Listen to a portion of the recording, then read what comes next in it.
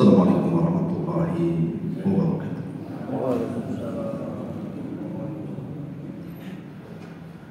Alhamdulillah wassalatu wassalamu ala Rasulillah wa ala alihi wa sahbihi wa mawala wa la hawla wa la quwwata illa billahi wa ba'd. Alhamdulillah, segala puja dan pujian milik Allah Subhanahu wa ta'ala. Salawat dan juga salam kita hadiahkan kepada Rasul kita Nabi besar Muhammad sallallahu alaihi wa ala alihi wasallam. Ma'asyiral muslimin wal muslimat, jamaah salat subuh yang dimuliakan Allah Subhanahu wa ta'ala. Tema di pagi hari ini kita akan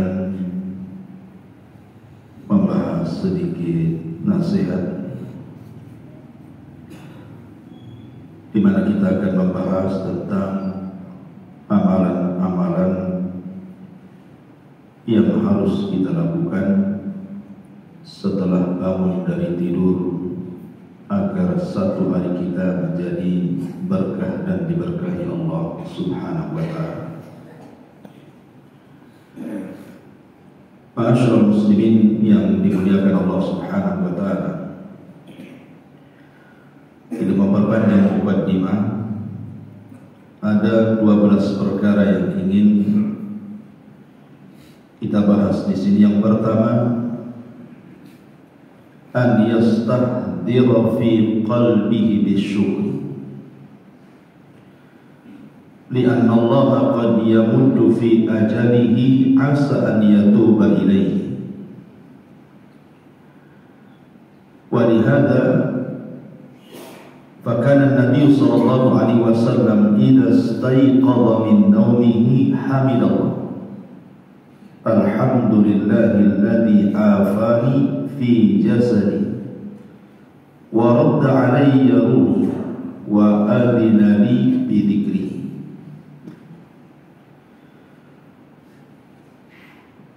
Yang pertama, anjuran yang harus kita lakukan setelah bangun daripada tidur adalah berusaha untuk bersyukur kepada Allah Azza wa Jalla, karena Allah Subhanahu wa ta'ala masih memberikan usia kepada kita dan mengakhirkan ajal kita, sehingga ada kesempatan untuk bertobat kepada Allah. Makanya kebiasaan Nabi sallallahu alaihi wasallam apabila terbangun dari tidur, maka beliau selalu memuji Allah Subhanahu wa ta'ala. Alhamdulillahilladzi afani, segala puji bagi Allah yang telah memberikan kesehatan kepada. Alhamdulillahilladzi afani fi jasadi wa radda alayya ruhi, dan mengembalikan ruh ke dalam jasad. Wa adina li bi dzikri, dan merestuiku untuk senantiasa berzikir kepada-Nya. Inilah doa yang dibaca Nabi sallallahu alaihi wasallam. Selain doa alhamdulillahilladzi ahyana ba'da ma amatana wa ilaihi nusyur, maka terkadang Rasul membaca alhamdulillahilladzi afani fi jasadi wa radda alayya ruhi wa adina bi dzikri. Hadis ini dihasankan oleh Syekh Nasiruddin Al-Albani rahimahullah ta'ala. Lihat bagaimana kandungan doa Nabi sallallahu alaihi wasallam. Doa itu bukan hanya sekedar diucapkan, tetapi juga harus paham makna apa yang kita doa di situ. Di sini ada 3 perkara dalam doa Rasul. Setelah Rasul sallallahu alaihi wasallam memuji Allah Subhanahu wa ta'ala, maka Rasul sallallahu alaihi wasallam berterima kasih kepada Allah Azza wa Jalla, atau bersyukur kepada Allah Azza wa Jalla yang telah memberikan kesehatan kepada kita. Artinya kalau kita masih dibangunkan dan masih sehat wal afiat, maka bersyukur kepada Allah Azza wa Jalla. Kemudian yang kedua, wa radda alayya ruh,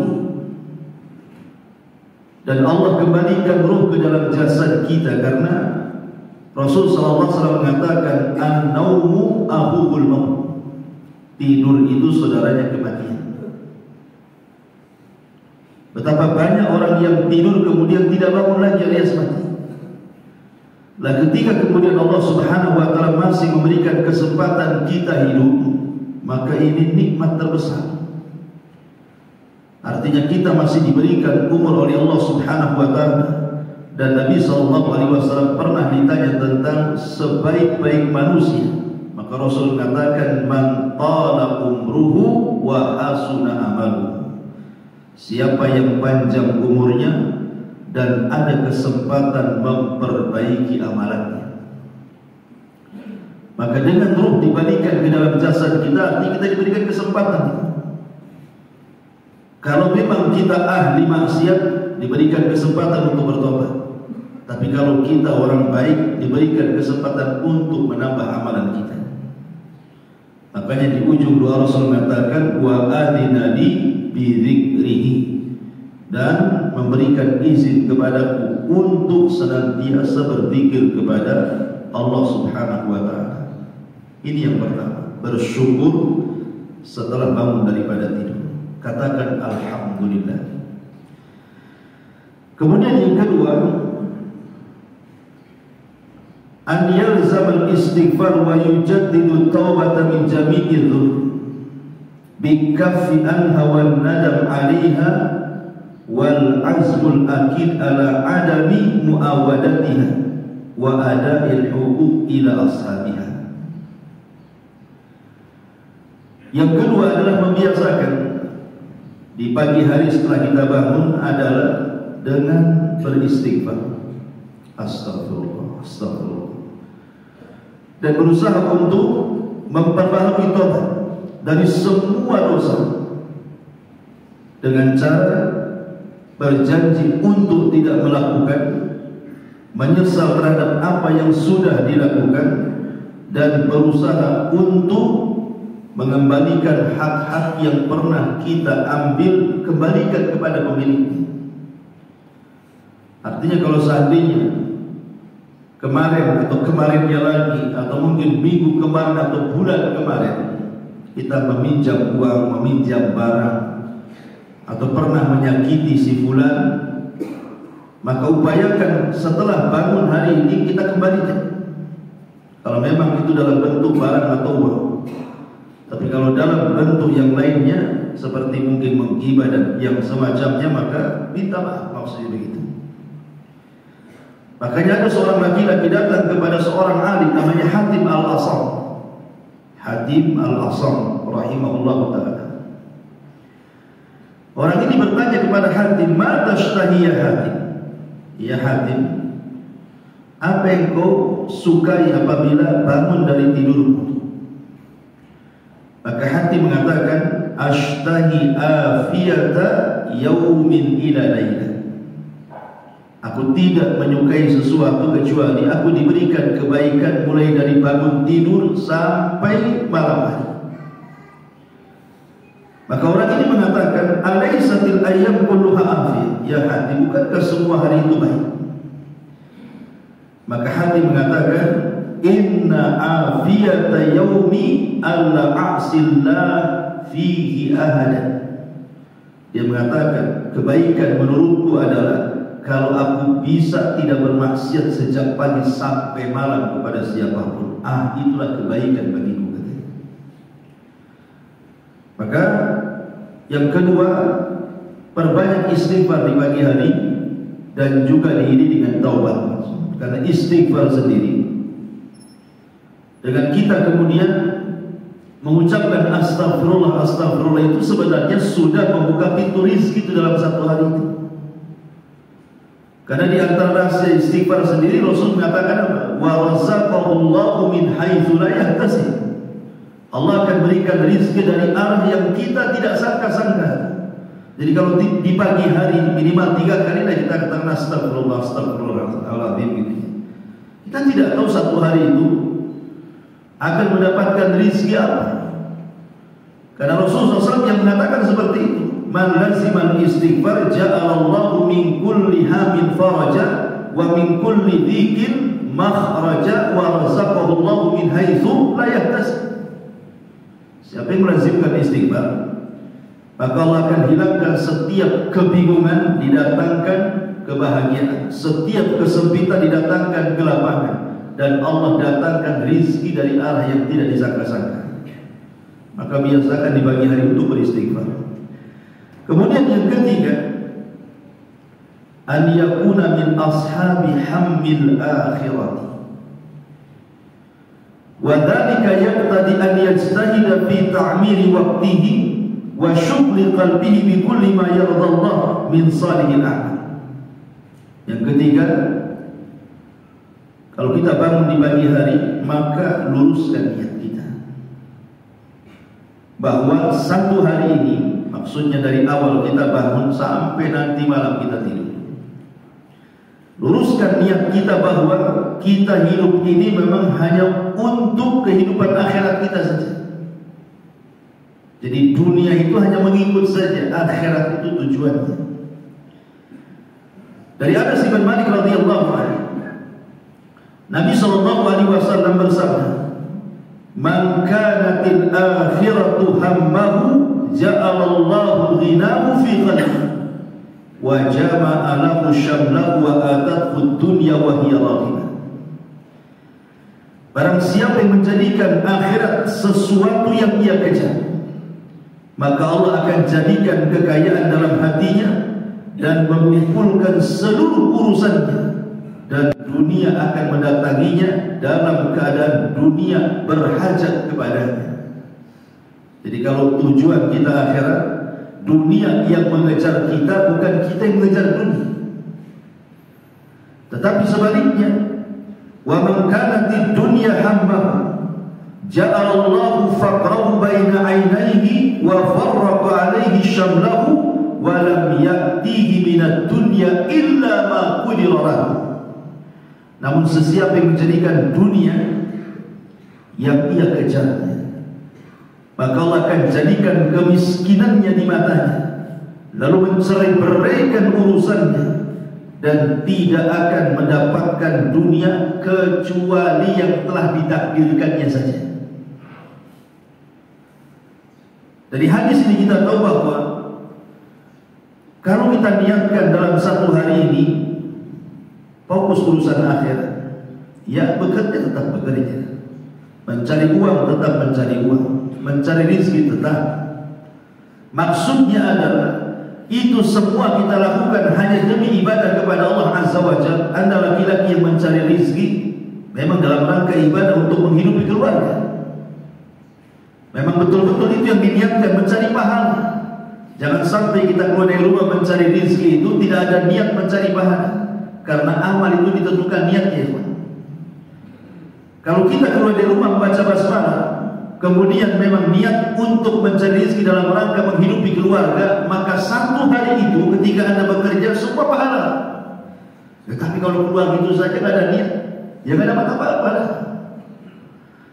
Makanya kemudian di sini, kalau yang kita kejar itu akhirat, maka kekayaan akan menumpuk di matanya, dan semua urusan akan dikumpulkannya. Maknanya kalaupun dalam seharian aktivitas ada permasalahan, pasti Allah akan menguraikannya. Tapi kalau yang dikejar dunia, kemiskinan itu pasti akan melekat di matanya. Karena banyak orang kaya itu merasa miskin karena hatinya tidak kaya. Bahkan banyak orang kaya disiksa dengan kekayaannya. Coba bayangkan, harusnya kan orang kaya itu senang dengan kekayaannya nih. Ini tidak disiksa dengan kekayaannya. Seperti apa orang kaya disiksa dengan kekayaannya? Karena dia habiskan waktunya di pikirannya itu hanya dunia dan dunia saja. Bahkan sedikit dia beristirahat. Bahkan boleh jadi mungkin mimpinya pun isinya dunia semua. Kapan dia kemudian beristirahat? Saya lihat ada orang kaya itu tidak bisa tidur. Handphonenya kebanyakan mungkin ya. Jadi mau nerima telepon sini, nerima telepon sana. Kapan istirahatnya orang kayak gitu? Orang yang hidup di ruli saja tengok barat langsung tidur. Ini enggak was-was duluan gitu orang kaya. Nah, dari sini kita tahu bahwa ada orang-orang kaya harusnya tenang, malah disiksa pula dengan kekayaan, tidak bisa istirahat. Kemudian yang keempat, an ya'zima ala kaffi syarrihi anin nas. Berusaha dalam satu hari ini berjanji untuk tidak menyakiti siapapun dari manusia dengan lisannya. Jangan sampai, jangan pula bangun dari tidur sudah gibah pula ceritanya. Ataupun bangun dari tidur, bukannya kita berzikir, wirid dan mengingat Allah Azza wa Jalla, yang diambil handphone pula, yang ditengok apa pula di situ tidak tahu. Makanya di sini an ya'zima ala kaffi syarrihi anin nas, berusaha untuk tidak berbuat jahat kepada manusia, wa yutahhir qalbahu minal ghil, dan berusaha mengeluarkan penyakit-penyakit hati dari dengki, dendam dan hasad. Dahulu di zaman Rasul ada seorang sahabat yang tidak dikenal namanya. Rasul hanya mengatakan sebentar lagi akan datang orang yang termasuk penghuni surga dari pintu sebelah sana. Sahabat berdiri kepada pintu yang disyaratkan Nabi. Rupanya nampak ada orang yang lewat menjingjing sendal, kemudian nampak habis wudu karena basah kepalanya, kemudian lewat gitu saja. Kemudian besoknya Rasul ngomong gitu lagi, lewat itu lagi orangnya sampai 3 kali. Sehingga ada sahabat namanya Abdullah ibn Amr ibn As. Abdullah ibn Amr ibn As ini satu di antara sahabat penulis hadis, bahkan terbanyak yang menulis hadis Nabi. Sampai Abu Hurairah radhiyallahu anhu mengatakan tidak ada orang yang lebih hafal dariku kecuali Abdullah ibn Amr ibn As. Dia suka mencatat. Jadi Abu Hurairah itu merasa cemburu kalau Abu Hurairah hafalan gitu ya, tapi kalau Abdullah ibn Amr ibn As ini catatan. Dan dia dikenal orang yang tidak pernah meninggalkan qiyamul lail dan diberikan kekuatan sanggup berpuasa. Jadi kalau malam qiyamul lail, kalau siang berpuasa, itulah Abdullah bin Amr bin As.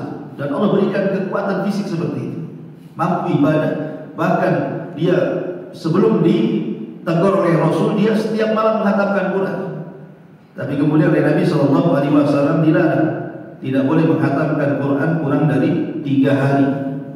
Jadi minimalnya 3 hari hatam gitu maksudnya. Karena kalau dia 1 hari hatam, tidak paham yang dibacanya. Sehingga ketika Abdullah bin Amr ini mendengar kok ada orang yang oleh Rasul diberikan rekomendasi, orang itu termasuk penduduk surga, pasti dia punya amalan. Makanya dia ingin tahu amalannya apa. Karena dia ahli sholat malam, ahli qiyamul lail, ahli baca Quran, tapi oleh Nabi SAW tidak pernah disebut-sebut. Malah orang yang tidak dikenal pula kata Rasul, dia termasuk penduduk surga. Jadi Abdullah bin Amr ingin tahu apa amalan dia. Apakah dia punya amalan yang ia tidak punya, begitu, sehingga Rasul mengatakan seperti itu. Akhirnya dia berpura-pura ada masalah dengan keluarganya. Dia bertamu kepada orang yang direkomendasikan Nabi masuk surga untuk menginap 3 hari. Karena kebetulan orangnya masih bujang, belum menikah. Akhirnya diizinkan, Masya Allah, ketika 3 hari itu diintip ibadahnya, tidak ada yang spesial ibadahnya. Ya sholat malamnya masih rajin dia, puasanya masih rajin dia, baca kitab, baca Qurannya masih rajin dia, nggak ada yang spesial dari dia. Sehingga Abdullah bin Amr bin As ini kecewa. Dan sebelum dia pulang, dia mengatakan, wahai fulan, aku tidak melihat kau memiliki sesuatu amalan yang menonjol yang bisa kutiru katanya. Tapi kenapa Nabi SAW mengatakan kau termasuk penduduk surga? Kata orangnya, aku tak tahu katanya. Kalau Nabi SAW mengatakan dia termasuk penduduk surga. Tapi kemudian di ujung riwayat, orang ini mengatakan boleh jadi karena setiap sebelum tidur, maka aku hilangkan dalam hatiku setiap kebencian kepada manusia. Ku maafkan semua yang menzalimi aku. Kata Abdullah bin Amr, ini maksudnya yang dimaksud Nabi itu. Jangan-jangan ini yang dimaksud Nabi, dan aku tidak bisa melakukannya. Kalau sholat malam aku sanggup melakukannya. Kalau baca Quran di setiap 3 hari aku hatam aku sanggup. Puasa aku sanggup. Khusus yang ini aku tidak sanggup. Maksudnya mengeluarkan dari hati kita ini setiap hari untuk tidak hasad, untuk tidak dengki, untuk tidak suka dengan orang. Dimaafkan semua orang yang menzalimi kita. Kan sulit, ikhwan. Minta maaf saja berat, apalagi memaafkan makin berat lagi kan. Tapi itu rupanya yang menjadikan sahabat ini termasuk ahlul surga, padahal amalannya tidak banyak. Ini yang keempat. Yang kelima, an yastahzir qaula Rasulullah sallallahu alaihi wasallam. Hendaklah seseorang itu merenungi hadis Nabi sallallahu alaihi wasallam. Idza asbaha ibnu Adam fa innal a'dha kulluha tukaffiru lisan. Taqulu ittaqillaha fina fa inna ma nahnu bik. Fa in istaqamta istaqamna wa in wajazta wajazna. Kata Nabi SAW, apabila anak Adam ini bangun di pagi hari, maka seluruh anggota badan dari kepala sampai kaki tukaffirul lisan, itu bisa dihapuskan dosanya dengan lisan. Jadi dosa kepala macam-macam, ada mata, ada telinga, ada hidung, ada otak dan begitu seterusnya. Di badan ada tangan sampai ke kaki. Lah kalau seandainya anggota badan itu melakukan dosa, itu yang bisa menggugurkan dosa itu adalah lisan kita. Lisan ini yang bisa menggugurkan dosa semua badan. Makanya badan ini akan bicara kepada lisan setiap pagi itu, ittaqillaha fina. Bertakwalah engkau wahai lisan untuk kami, kata badan. Bertakwalah wahai lisan untuk kami, karena nasib kami ditentukan oleh kamu. Fa in istaqamta istaqamna. Kalau engkau wahai lisan istiqamah, maka badan ini akan ikut istiqamah. Wa idzi wajazta wajazna. Tapi kalau seandainya engkau berbelot wahai lisan, maka semua badan akan ikut berbelot sesuai dengan engkau wahai lisan. Dari sini kita tahu bahwa tidak ada dosa yang paling banyak dilakukan anggota badan melebihi lisan, dan tidak ada amalan yang paling banyak dilakukan oleh anggota badan melebihi amalan lisan. Makanya usahakan bawa badan kita dengan satu hari ini berjanji untuk menjaga lisan kita, basahi dengan zikir kepada Allah Subhanahu wa taala. Kemudian yang nomor 6, an yamkutha fi musallahu ba'da salati subhi. Kalau memang antum tidak sibuk, mungkin dalam 1 minggu ada hari cuti, kan orang tidak semua ada longgar waktu. Tapi tidak mungkin juga dalam 1 minggu atau 1 bulan itu full kita bekerjakan, pasti ada cutinya, ada waktu istirahatnya. Maka sekali-kalilah kemudian seseorang itu duduk di tempat sholatnya. Ya, kalau laki-laki di masjid, kalau perempuannya di rumah, ya ke masjid pun tidak ada masalah. Kemudian juga berzikir kepada Allah Subhanahu wa taala hatta tatlu asy-syams, sampai terbit matahari. Tsumma yusalli rak'ataini, kemudian dia salat 2 rakaat, salat syukur. Dijelaskan oleh para salaf, anna salafa kanu yaqra'una al-kalam fil masjid ba'da rak'atay al-fajr hatta tatlu asy-syams. Jadi ulama salaf itu sangat membenci untuk seseorang itu bicara yang tidak ada faedahnya sejak melaksanakan 2 rakaat sunnah fajar sampai terbit matahari. Jadi ulama salaf itu sangat membenci orang yang ngobrol. Makanya disebutkan oleh Al-Walid ibn Muslim, kana al-Auza'i yabitu fi musallah yadhkurullah hatta tatlu asy-syams. Imam Auza'i rahimahullah taala, beliau akan diam di tempat ibadahnya dari mulai 2 rakaat fajar, salat sunnah fajar sampai terbit fajar. Wa yakrahul kalam bainahuma, dan dia sangat membenci orang yang bicara urusan dunia dari mulai 2 rakaat fajar sampai terbit matahari. Kemudian juga dijelaskan oleh Ibrahim An-Nakhai, annahum kanu karihu al-kalama ba'da rak'atay al-fajr hatta tatlu asy-syams. Kata Ibrahim An-Nakha'i, mereka kaum salaf sangat membenci seorang itu ngobrol, bicara nggak ada faedahnya sejak 2 rakaat fajar sampai terbit matahari. Artinya 2 waktu ini dari mulai terbit fajar shadiq 2 rakaat fajar sampai kemudian terbit matahari, disitulah gunanya kita ini berzikir kepada Allah, entah membaca Quran, entah berzikir, entah dengan pengajian atau apalah yang jelas, manfaatkan untuk meraih pahala, gitu maksudnya. Maka dijelaskan juga oleh Imam Malik rahimahullah ta'ala dalam kitabnya Al-Muwatta. Kana Sa'id ibn Abi Hind wa Nafi maula ibni Umar wa Musa ibn Maisarah yajlisuna ba'da salati subh hatta yartafi an-nahar thumma yatafarraquna ma yukallimu ba'duhum ba'dha faqulna lahu ishtighalan bi dzikrillah azza wa jalla. Kata Imam Malik rahimahullah ta'ala, Sa'id ibn Hind, ulama tabi'in, kemudian Nafi juga Maula ibn Umar dan Musa ibn Maisarah ini, apabila mereka duduk setelah subuh sampai kemudian matahari meninggi, maksudnya sampai syuruk, kemudian mereka berpisah dari satu masjid, tidak ada satu dengan yang lainnya bicara, dan mereka menyibukkan dengan zikir kepada Allah Subhanahu wa ta'ala.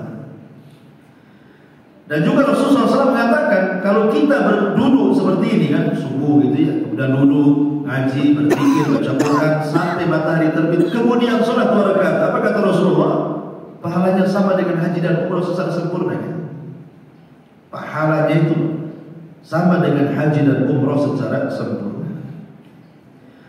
Kemudian poin yang selanjutnya, an yajtahida fil jam'i fi yaumin wahid baina shaumi tatawwu'in wa iyadati maridin wa tashyi'il janazati wa it'amil miskin.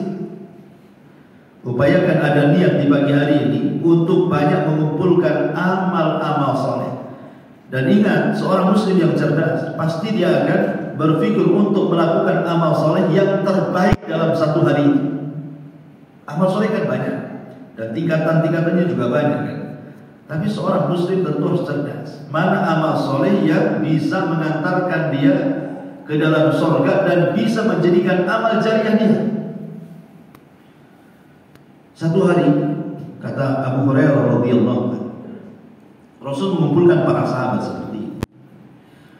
Kemudian Rasul SAW mengatakan, man at'ama minkumul yawm miskin. Siapa di antara kalian yang hari ini memberi makan fakir miskin?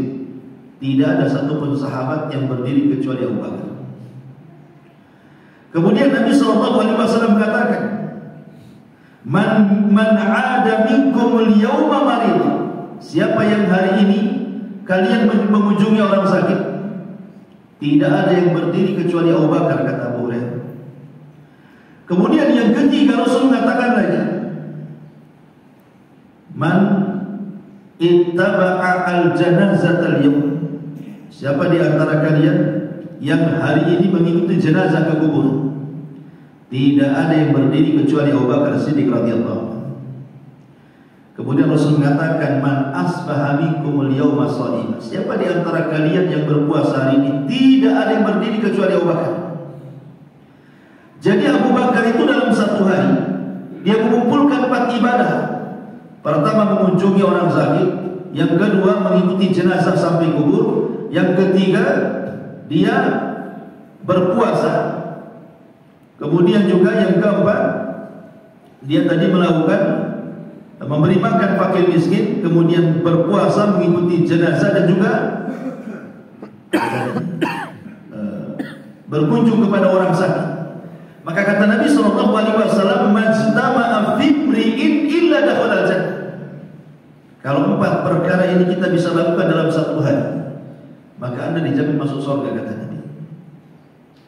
Jadi mengumpulkan puasa, kemudian memberi makan fakir miskin, mengunjungi orang sakit, dan mengikuti jenazah. Masalahnya Ustaz, di Batam ini oke lah kalau ngasih makan orang sakit, banyaklah orang-orang miskin tinggal di Runi, kita tinggal kasih makanlah mereka. Atau mungkin yang kedua, kita bisa berpuasa. Kebetulan mungkin Kamis atau Senin atau puasa daun atau ayam bulbin tidak bisa lakukan. Atau mengunjungi orang sakit, banyaklah rumah sakit kan.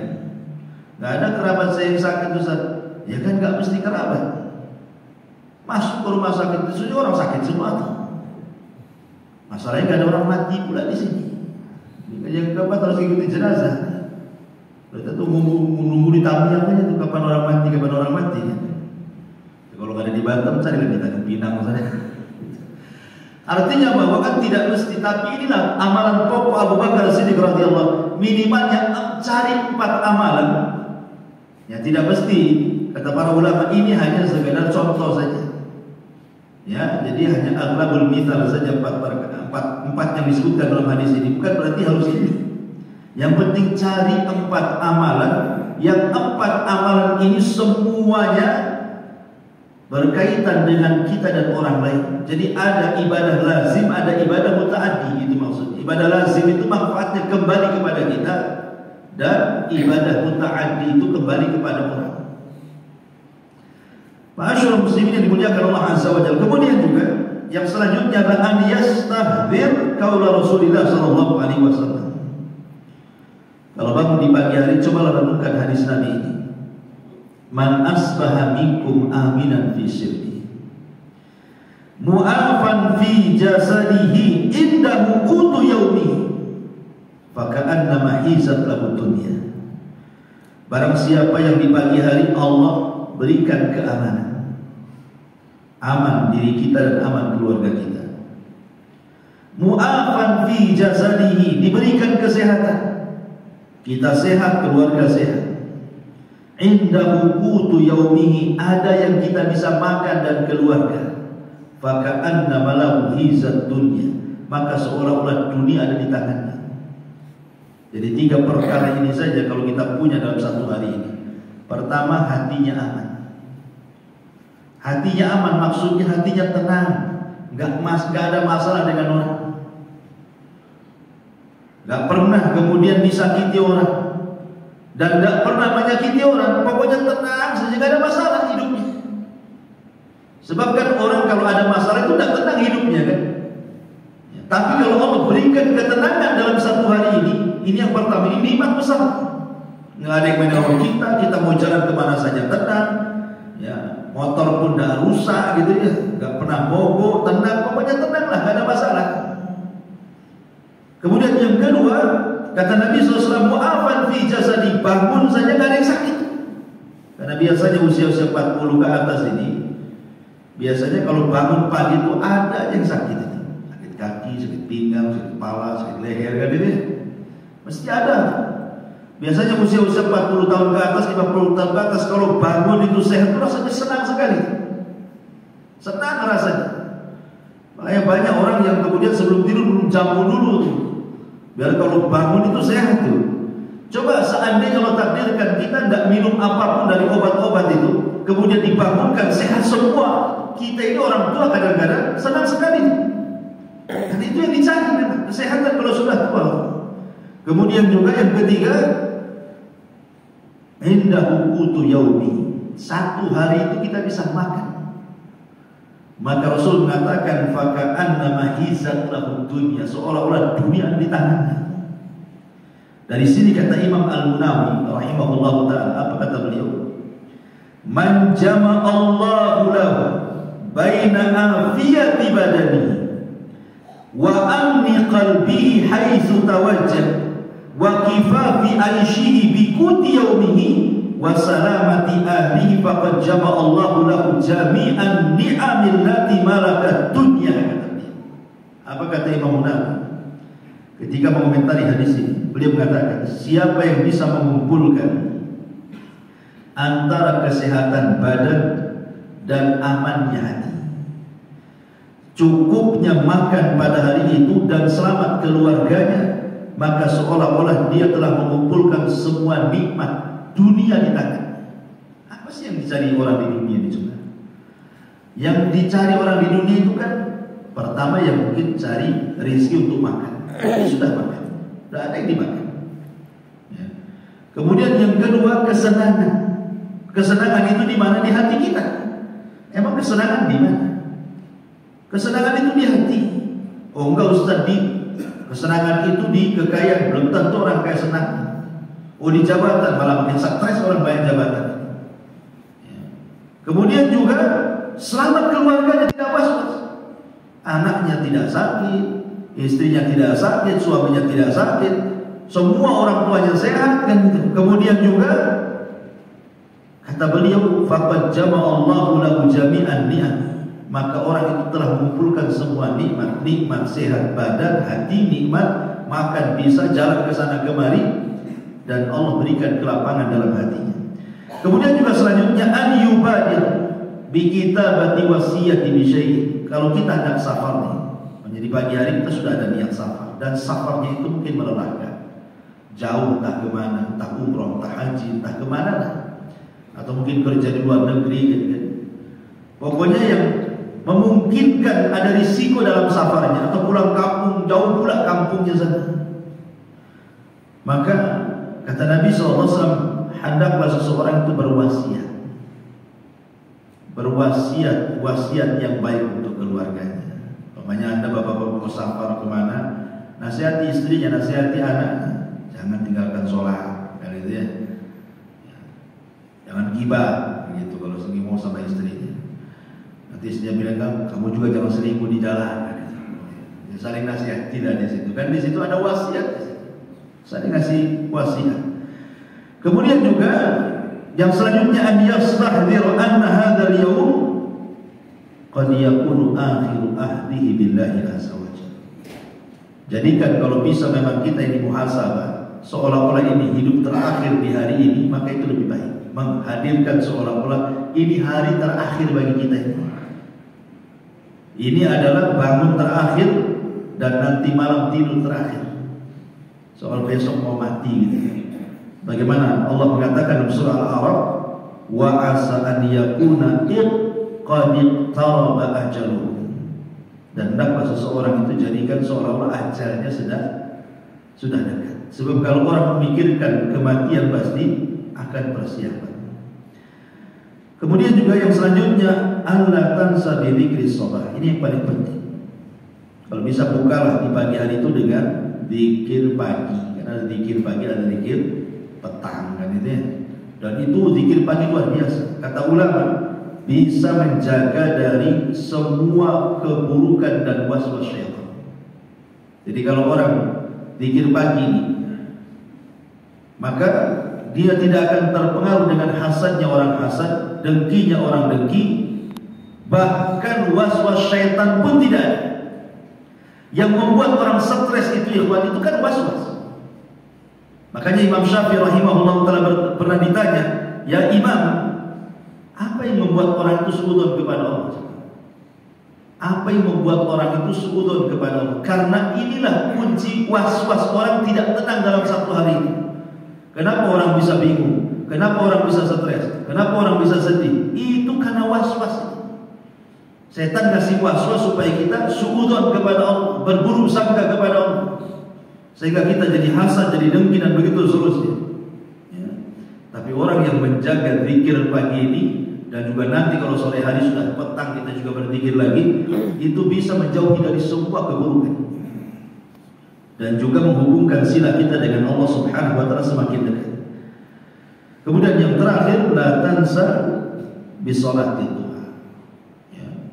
Dan jangan lupa juga kalau memang kita bisa melakukan, maka lakukanlah sholat duha. Dan awal sholat duha itu ketika terbit matahari meninggi satu tombak. Ya, di waktu sholat syuruk itulah itu awal duha. Dan akhir duha itu apabila sudah datang waktu zuhur. Kata Nabi SAW, yusbihu ala kulli sulami min ahadikum sadaqah. Setiap persendian manusia itu setiap pagi harusnya ada sedekah. Dan persendian manusia itu 360 sendi yang ada di badan kita itu harus mengeluarkan sedekahnya sebenarnya. Seperti apa? Fa kullu tasbihatin sadaqah. Setiap ucapan subhanallah sedekah. Wa kullu tahmidatin sadaqah. Setiap ucapan alhamdulillah ada sedekah. Wa kullu tahlilatin sadaqah. Setiap ucapan la ilaha illallah ada sedekah. Wa kullu takbiratin sadaqah. dan setiap ucapan Allahu Akbar sedekah. Wa amru bil ma'ruf sadaqah wa nahyu 'anil munkar sadaqah.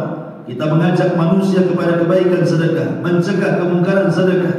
Kata Rasul di ujung hadis, wa yujzi'u dzalika rak'atani yarka'ahuma min ad-duha. Tapi Anda tidak harus melakukan itu semua, cukup 2 rakaat duha sudah mewakili sedekah-sedekah tadi. Jadi dengan 2 rakaat itu sudah mewakili semua sedekah badan. Sebab kalau seandainya kita melakukan zikir dari sedekah badan, belum tentu kita sanggup. Mengajak manusia kepada kebaikan, mencegah manusia dari kemungkaran, siapa yang sanggup? Kadang-kadang suruh nasihati aja kita tidak mau kan. Tolong nasihati, iya saja. Tapi kenyataannya nggak ada, karena segan, karena dia orang yang sudah berjasa. Kadang takut bertengkar. Kadang orang untuk mengajak kebaikan mungkin bisa, tapi mencegah kemungkaran ya agak berat biasanya. Berat sekali karena tantangannya mengajak kebaikan dengan mencegah kemungkaran itu beda. Kalau orang ngajak kebaikan mamanya untuk sholat, untuk sedekah, untuk apa, kan senang aja kita. Tapi kalau sudah mencegah kemungkaran, ada orang gibah, kau jangan gibah gitu. Ada orang mabuk, diambil botolnya, jangan kau mabuk, kita beli bentuk botol dia. Jadi banyak risikonya. Tapi kata Nabi SAW, tidak perlu kita melakukan itu semuanya untuk mendapatkan pahala yang seperti itu. Cukup dengan 2 rakaat sholat duha itu sudah mendapatkan pahala sedekah-sedekah tadi. Dan itu keistimewaan sholat duha. Inilah 12 poin yang disebutkan di dalam, sebenarnya ini kitab, ringkasan kitab dari 20 perkara amalan sholat. Cuma saya hanya ringkas 12 saja. Mudah-mudahan ada manfaatnya. Subhanallah, bihamdika, asyhadu an la ilaha illa anta, astaghfiruka wa atubu ilaik. Allahu ta'ala. Assalamualaikum warahmatullahi wabarakatuh.